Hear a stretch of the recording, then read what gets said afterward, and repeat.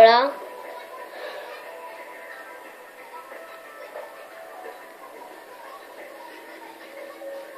Esperando. Bueno, vamos a ganar la sala. Vamos a darle juego individual. No. Bueno, hoy os traigo un truco de cómo ser invencible.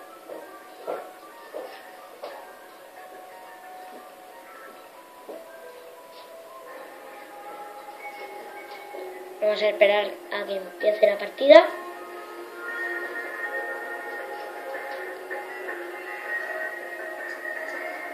Es muy fácil, ¿vale? Solo hay que romper unas cuantas cajas y ya está. Ya está todo el truco. Empezamos la partida. Está aquí en el camión. ¿Vale? Mira lo que vamos a hacer. Veamos estas cajas. Encontramos una bebida secreta donde nos la tomamos y pone de ser invencible.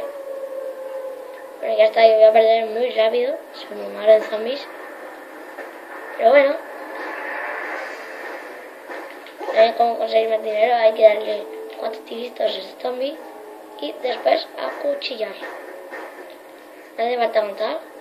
Vale. Solo hay que darle 4 y acuchillar.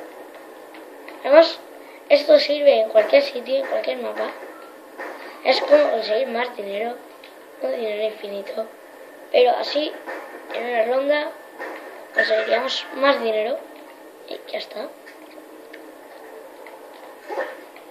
Aquí donde eso, no sé cómo. Hay que saltar y acuchillar.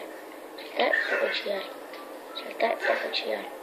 Bueno, y nos saldrá un truco de cómo salirnos del mapa. 1, 2, 3, 4. Acuchillar. Vemos, ganamos 1530 y nos volverán más disparos de la cuenta.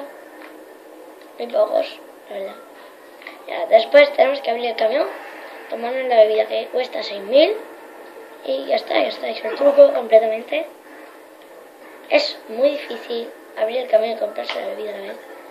Y menos en individual. Tiene que ser colectivo online. Y bueno, pues sirve para muchos sitios. Y adiós.